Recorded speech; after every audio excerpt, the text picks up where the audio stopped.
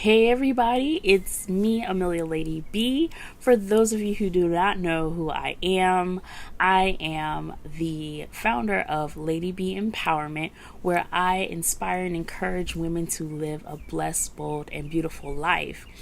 Starting last month, actually March 1st, I launched my new project, Millennial in Menopause, and I'm so excited.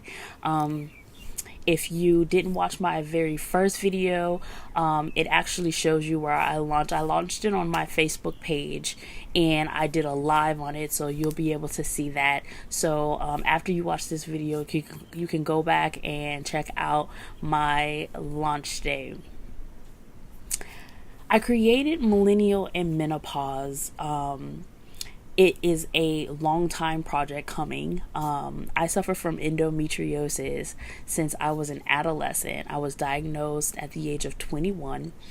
And at the age of 33, due to stage 4 endometriosis, I had to have a radical hysterectomy, which is a total hysterectomy where everything was removed.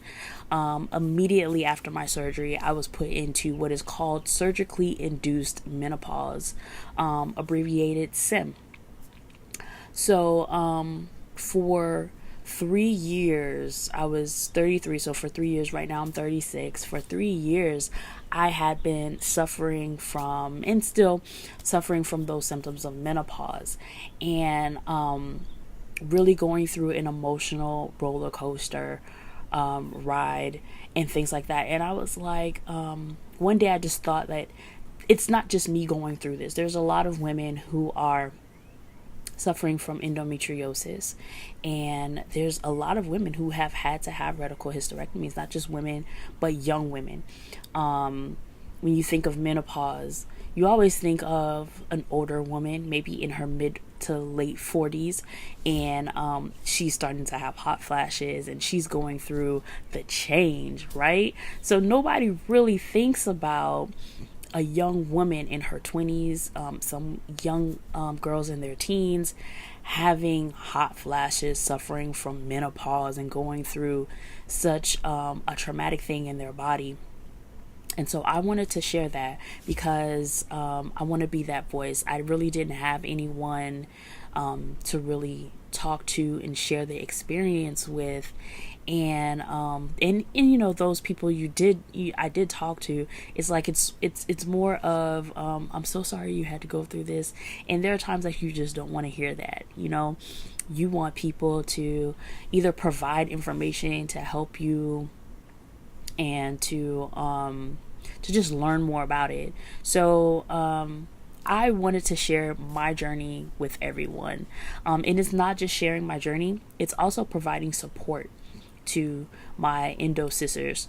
It's also providing support to those women who are suffering from PCOS, which is polycystic ovarian syndrome, and fibroids, those women who are suffering from infertility as well due to those diseases, or due to having to have a radical hysterectomy.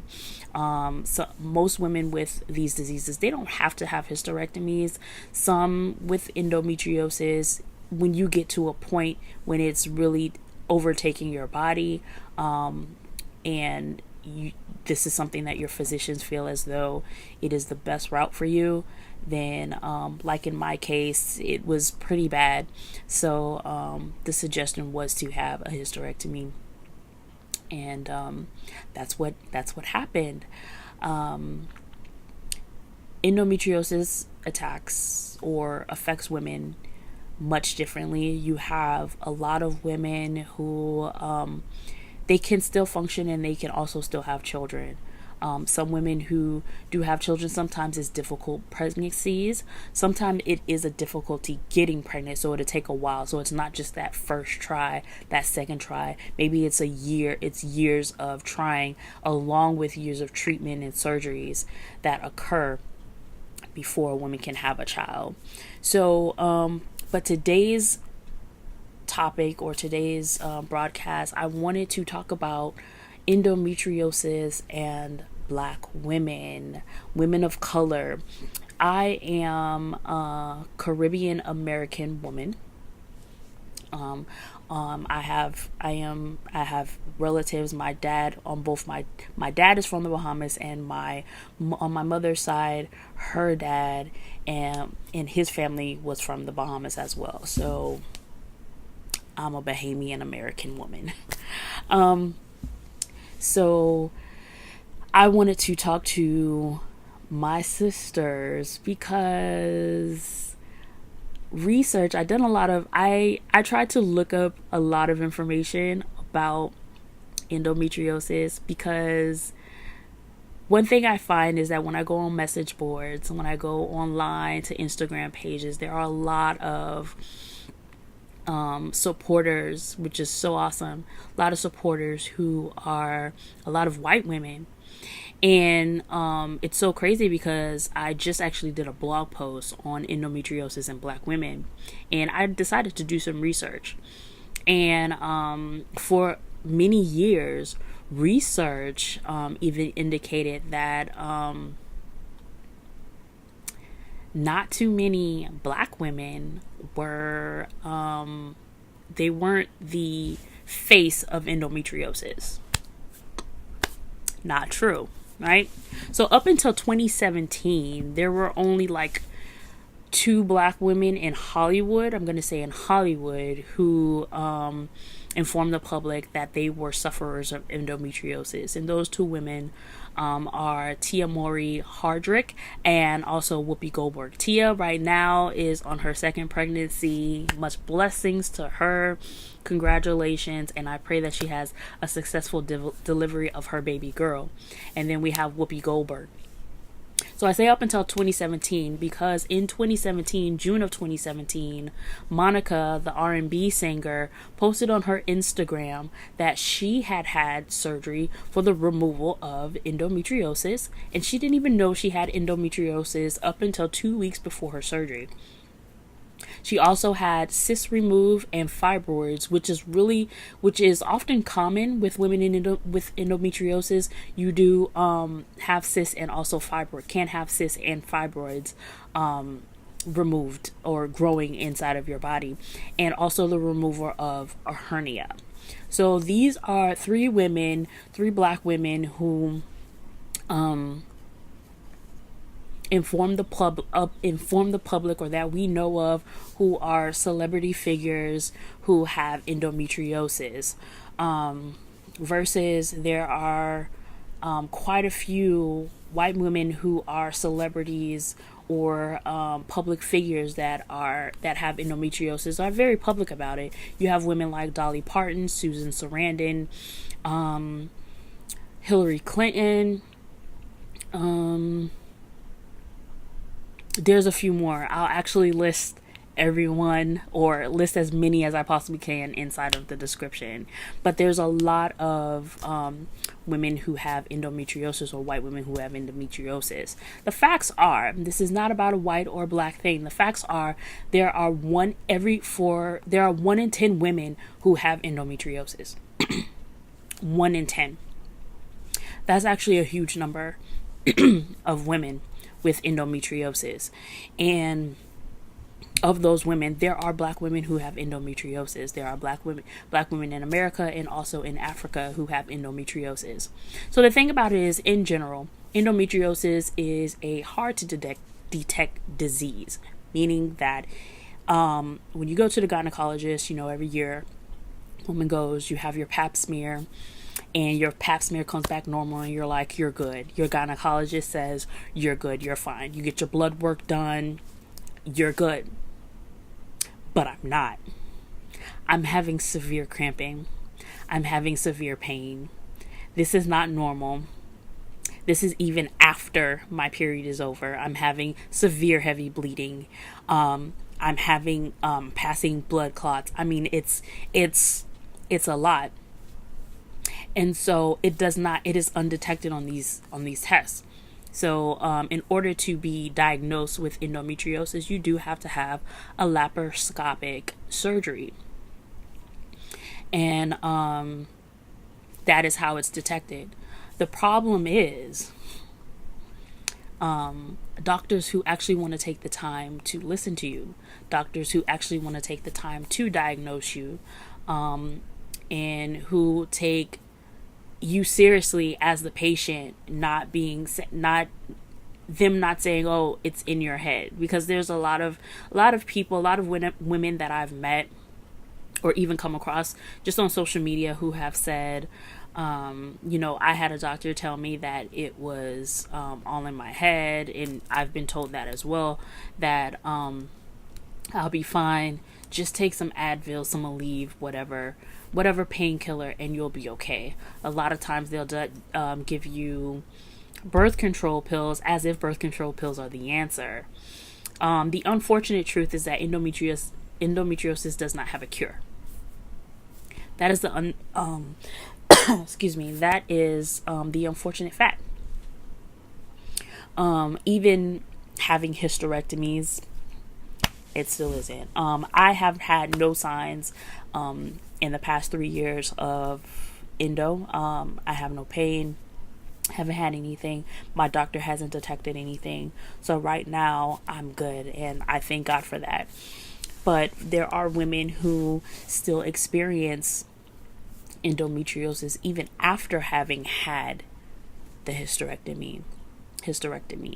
So again, I'm raising the awareness for these diseases with my campaign for Millennial and Menopause, because I want to talk about this for women. I want women to speak up about these diseases and to feel confident in it, because these are the things that we have to do. And this is the reason why I brought up Black women with endometriosis, and how in Hollywood we only hear that 3 women so far. Correct me if I'm wrong. If I'm wrong, go ahead, write some things in my comments. That'd be great. I know there are some models and different people who are not technically really celebrities, but what I'm saying is mostly who are speaking up about endometriosis. These are the Hollywood celebrities that we know of, and there are 3 of them so far. So I want to kind of talk about maybe 3 reasons why Black women aren't talking about it, or the diagnosis is really latent with Black women. So the first is the lack of knowledge. So the lack of knowledge of the disease of endometriosis. So growing up, I started my period when I was 9 years old.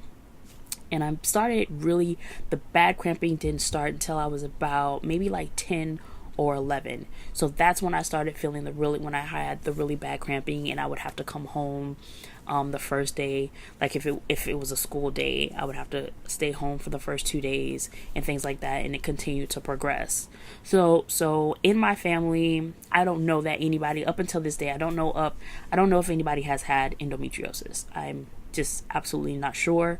Right now, I am the only person who was diagnosed and suffered from endometriosis, but I don't know. So it could be, I say lack of knowledge because we're not sure, because we're not talking. So that's one of my other points. That's the second point. So, if you come from an African American household, a Caribbean household, women do not talk. You don't talk about certain things, right? And one of those things is your menstrual cycle. You don't talk about sex, and you don't talk about your menstrual cycle, right? So when you hear auntie had a surgery, you just know auntie had surgery, right? You just know grandma had surgery, but you don't know what for. So it's not until you get a little bit older. So I'll say in my case too, I was like, maybe, I want to say when I was getting ready to have my hysterectomy, my grandma was like, oh yeah, I had to have that surgery too. Really? Yeah. After she had her last son, she's like, yeah, the doctor found fibroids and I had to have a hysterectomy. And I looked at her and I was like, what? You had fibroids? Yeah, she had fibroids and nobody knew. Like, everybody knew she had a surgery, but they didn't know what for. Even my aunt was like, I didn't know she had fibroids, but I knew she had the hysterectomy, because I remember when she came home and she had to lay in the bed, and I'm just like, what? So oftentimes this happens. So you know that little questionnaire when you go to the doctor and they say, do you have any family history of any diseases? So you may know that, grandma, auntie, or grandpa had, high blood pressure. So that's something that really is common in African American and Caribbean culture. Hypertension is kind of common because of salts and things like that, the types of foods that we eat. So, and they ask you questions about family history. And a lot of times we don't know about our family history. We may even know about those things. We may even know about cancer more than we know about other things. So, I will even say, even people with uterine cancer, they're not talking about that either.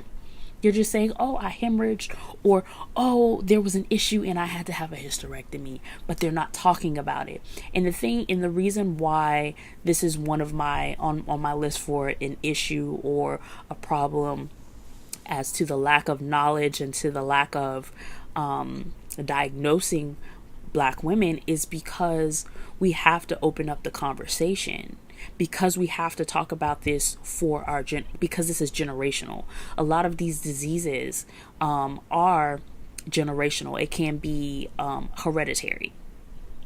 So it's like either trying to provide, because we want to do preventative care. We have the right to know for preventative care, or just to know in general, so that we can inform our doctors and they can be more well aware of what to look for. What are they looking for? Because maybe if anybody in my family had it, and had I known, I could say, when you're writing out your paper, I had a family member who had endometriosis, and maybe my gyno could be like, well, okay, let's kind of look into that. Not saying that would absolutely happen, but it most definitely could move the process along. And for instance, I tell my first cousins specifically, when you go, they're younger than me, and I have one in particular who experiences really bad cramping and sickness when she eats certain foods. And I told her, I was like, listen, go to your doctor, tell them X, Y, and Z. Tell them you have a cousin, first cousin at that, endo, adenomyosis, cysts, fibroids removed, the whole shebang. Tell them everything. You need to have a pelvic exam. You need to have transvaginal ultrasound, something. You need all of that done. You need to be taken seriously, because she would go to the doctor. They would tell her, oh, there's nothing. So now they suspect endometriosis is what they suspect. So had she not been persistent, had I not told her what to say, they would have just bypassed her and said, you're good, you're okay, you're going to take these birth control pills, which they did. Take these birth control pills, you're going to take these, you're going to be completely fine. That's it. Right? Because this is what they tell us, right? But back to family, we have to talk about it. We have to ask those questions. And if you're an adult right now and you're not sure about your family history, I encourage you to talk to mom, talk to aunts, talk to grandmas if they're around, great grandmothers if they're around. Talk to your family and see what's happening with them. This is a conversation that should be had. This should be the girls' night conversation. When you're just sitting around the table, whatever, when you're hanging out. But this seriously should be the conversation. It's very important for us to share this information, because we have to know and we have to learn to talk to the next generation coming behind us, the children, the grandchildren, the nieces, the nieces. We have to start talking about these diseases. And if they don't know about it, then they won't know what to look for. They won't know how to talk to their doctors. They won't know how to advocate for themselves. And that's the big thing about it. We have to advocate. Throughout the years of me going to doctors and then not going to doctors, I realized how much I had to advocate for myself.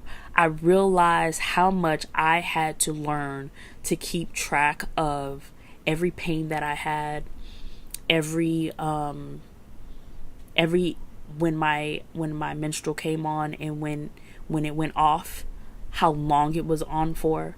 There were so many tedious things. I had like a notebook of all of this information. After I ate this, I threw up. After so many weeks, I experienced this pain. I had back pain. I had side pain. I kept track of everything. And these are the things that I had to do in order to keep track of what's going on with me. And that's care, but at the same time, if anybody in my family had told me this, then maybe these would be things that my doctors could have looked for in advance. Maybe I could have been diagnosed a little earlier. Now, unfortunately, it does take an onset of endo. It takes about 10 plus years to be diagnosed, and I think that's absolutely disgusting.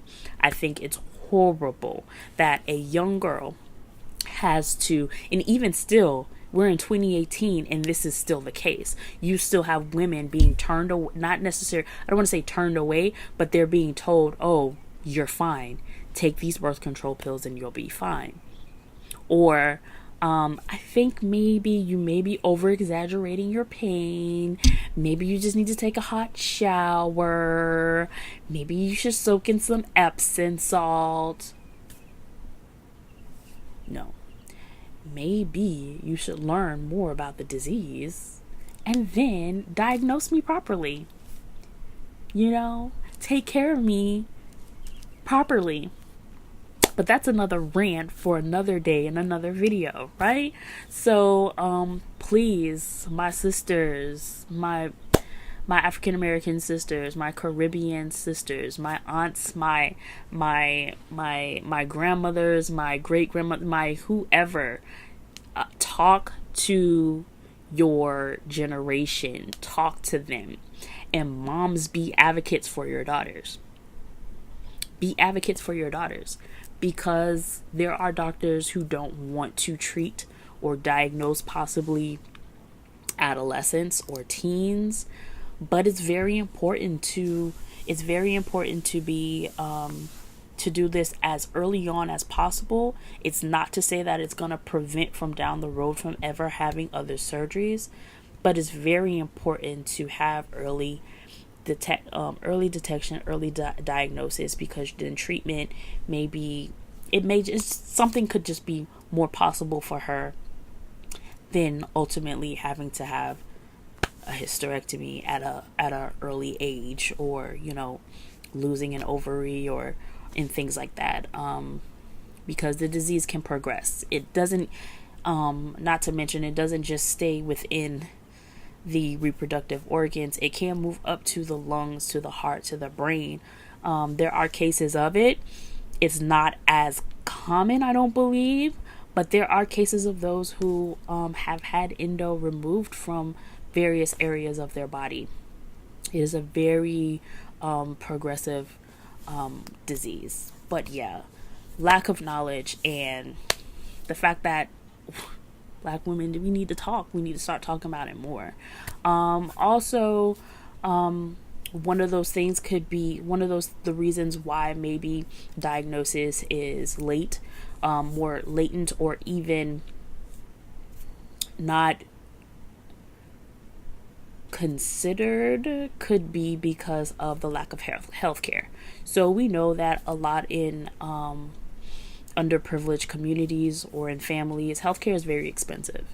If you're not getting it from your employer, it can be very expensive. And this is for anybody. Honestly, I'm not trying to target to say, oh, Black people don't have healthcare insurance, but for the most part, we want to say in minority populations, in different areas, there are less individuals with healthcare, unfortunately. And because of the lack of healthcare, excuse me, because of the lack of healthcare, you're not going to go to the doctor, right?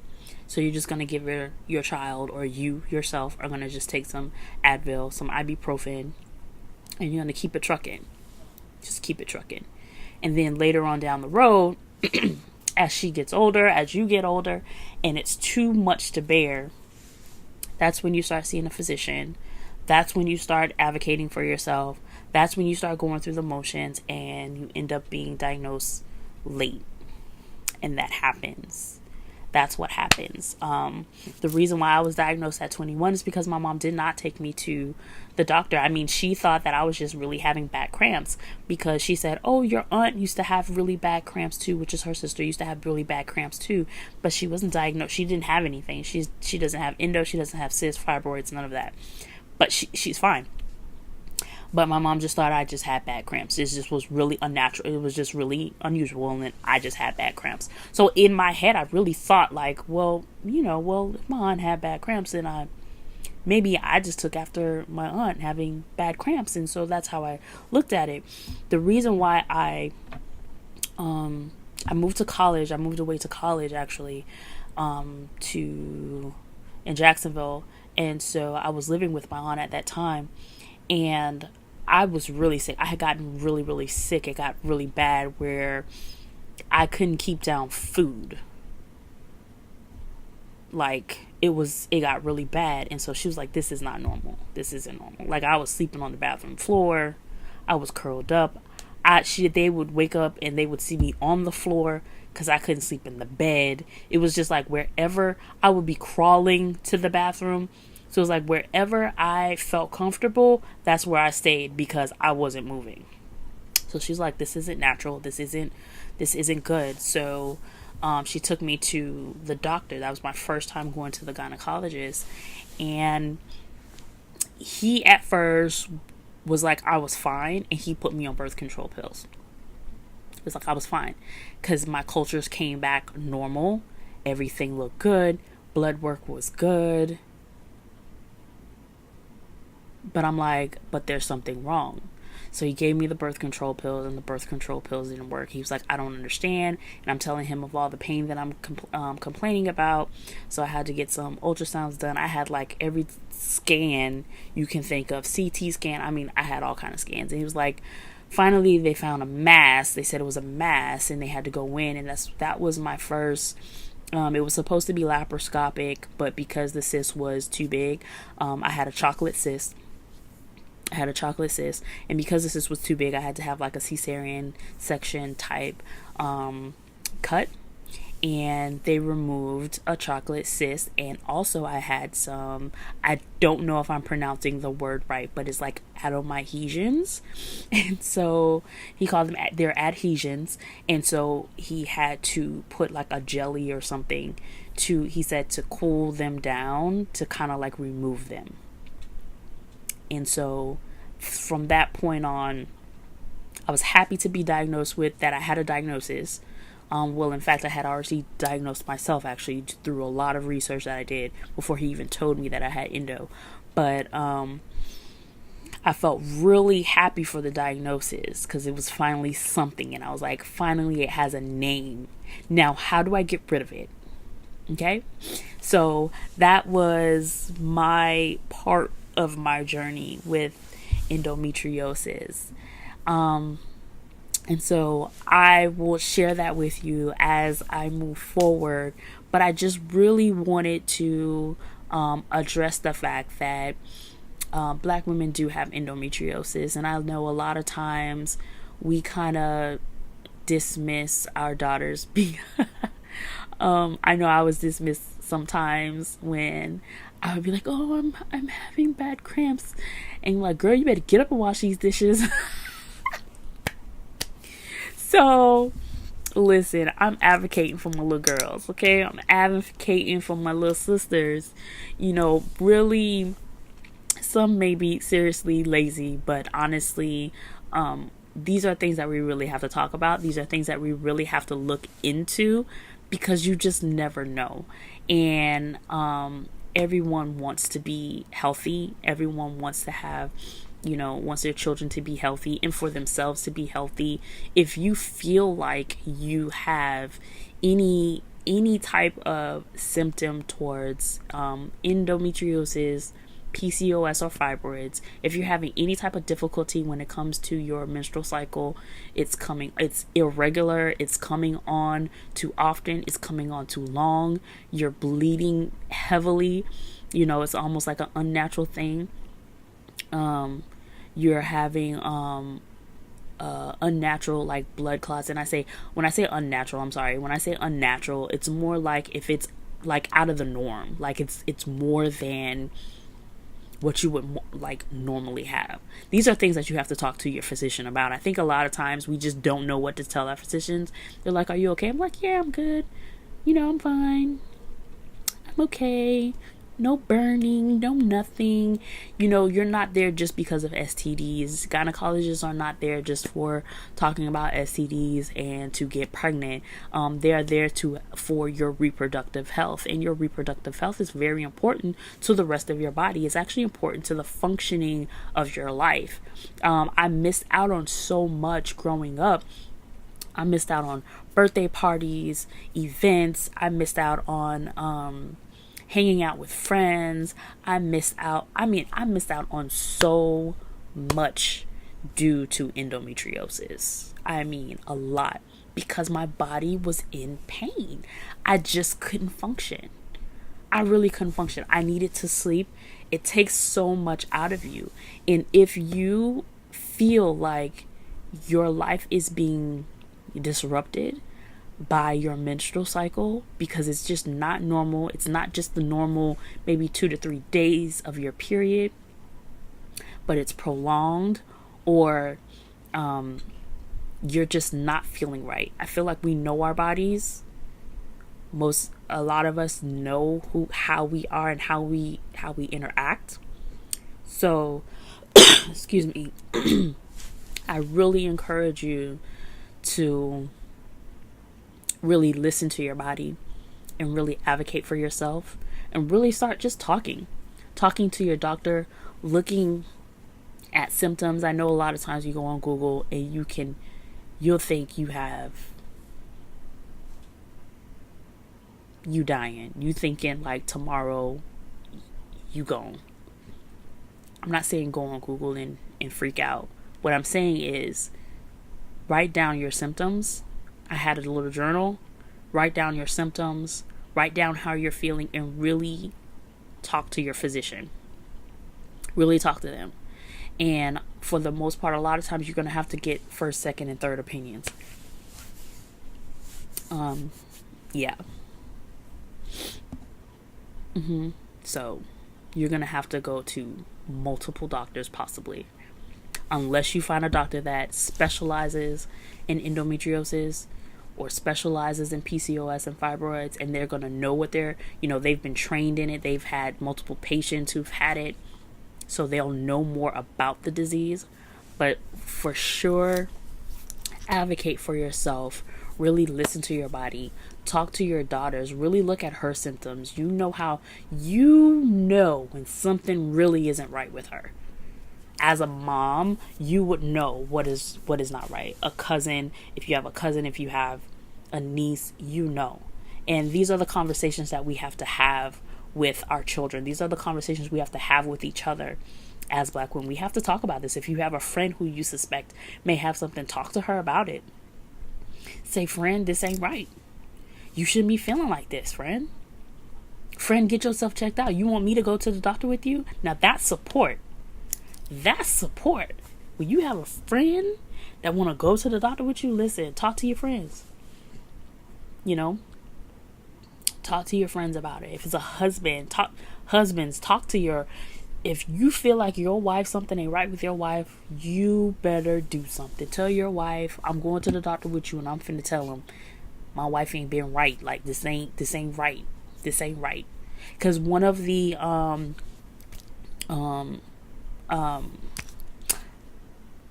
symptoms also is painful sex. It's painful sex. So if it is painful for you, look at the symptoms. I'm not saying, I'm not a medical doctor. I can't tell you you have it. It could be a plethora of things. But if you don't talk about it, if you don't find out your family history, if you don't talk to your physicians, then you could have it and not know. And it could be ravaging through your body. Talk about it. Talk about it. So I hope you enjoyed this video.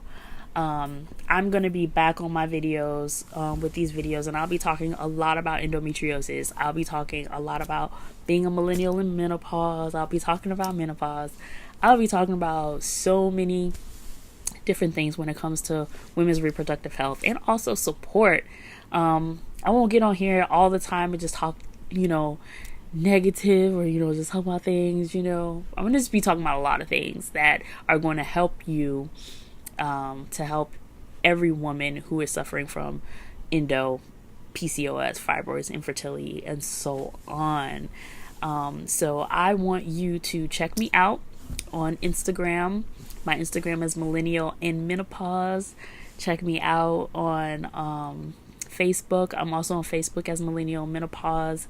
And visit my website, millennialandmenopause.com. I actually have some cool gear that you can purchase.